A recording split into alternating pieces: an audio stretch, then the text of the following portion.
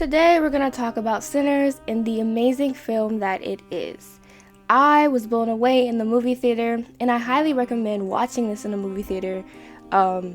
Sinners, the film, from several angles, down to the music, the film score, the script, the cinematography, masterful.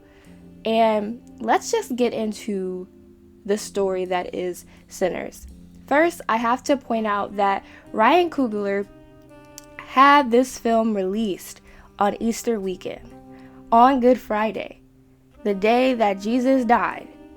And this is a film about a whole bunch of people dying and being reborn as vampires, which I think is very intentional and very significant, as throughout the creation of this film, he had spiritual consultants to help bring this story to life in the most respectful way possible, and in a way that sheds light on multiple spiritual practices, of course including Christianity, as one of our protagonists, Sammy, is literally a preacher's kid. I believe they call him Preacher Boy throughout the film. So really quickly, we're gonna get into some of the things that inspired the story in the film, and that includes the story of Robert Johnson and his deal with the devil, selling his soul in order to become a phenomenal guitar player. And I'm definitely paraphrasing here, because this is loosely,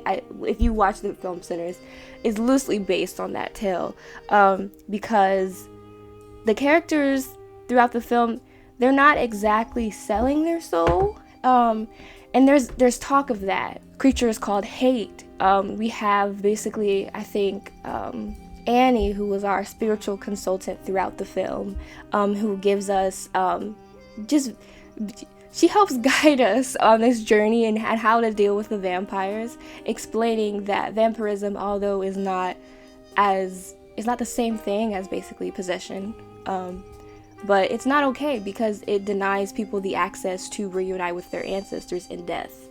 And she makes it clear that if anything happens to her, she wants to be reunited with her ancestors. She does not want eternal life. I will say that I was not satisfied at the end of the film until the first after credit scene, when we see Stack and Mary as vampires visiting an older Sammy, who is basically a big-time blues player at this point. The reason why I was not satisfied, because I feel like the film kind of provides a story on, essentially, life is not white and black. And given that these people were transformed into vampires against their will, and not, willingly, I don't think that the vampires were horrible entities, except for the first one.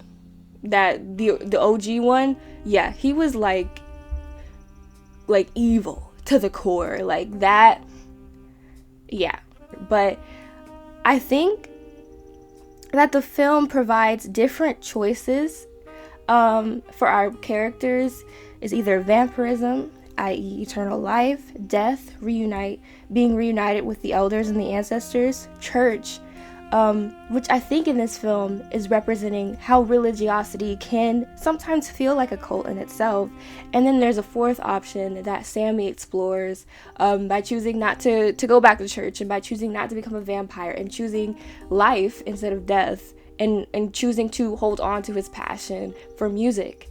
And then the reason, again, why I said that I was not satisfied at the end of the film until the after credit scenes, because I don't think Stack and Mary were these unfeeling, horrific monsters, not like the OG guy, and I believe his name was Remick. Yeah, I don't think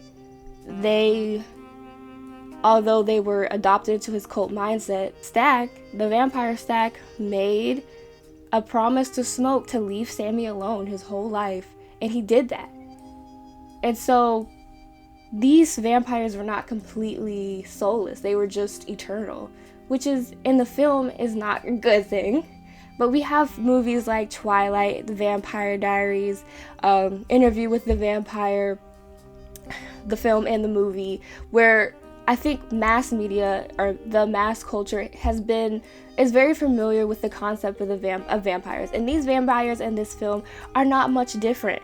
They're basically still themselves, but just eternal and, sucking on human blood and stuff like that. But they still had feelings for their loved ones, which is why they wanted them to turn, which could possibly be because they were in this hive mindset because of Remick, but also when Annie died, Mary, Haley's character, was truly upset.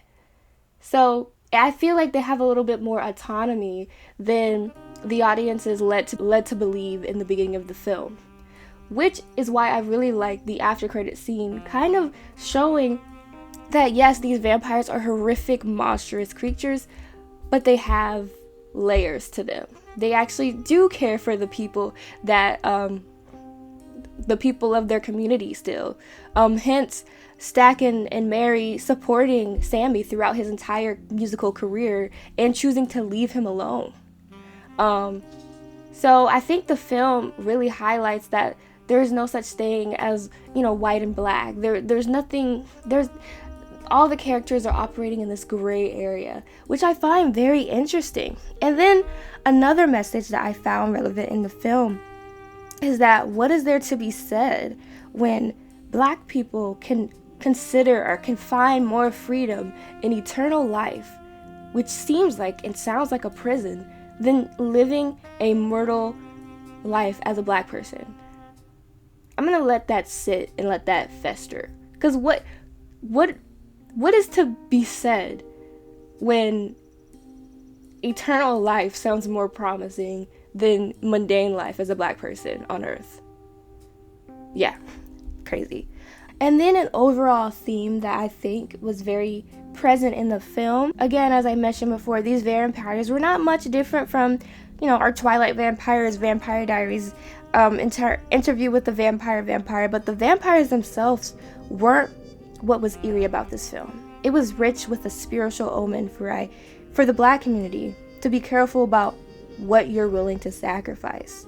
Are you willing to sacrifice your soul in order to pursue your passion? Or are you willing to sacrifice your passion in order to keep your soul? But then that brings the question of, if you're living without your passion, then what's the point?